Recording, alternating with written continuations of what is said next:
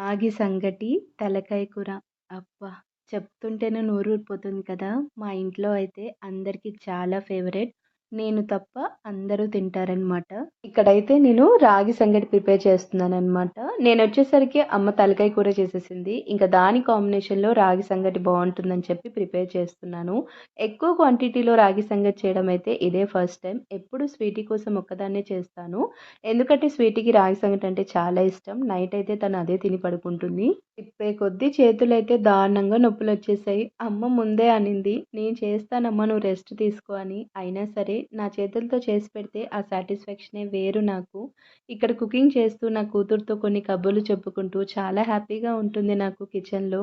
ఇక మొత్తానికి రాగి ముద్దయితే రెడీ అయిపోయింది. ఇంక ఈ వేడి వేడి రాగి ముద్దలోకి తలకాయ కూర వేసుకొని తింటే అబ్బా! చాలా బావుందంట. ఇంట్లో అందరూ అంటున్నారు.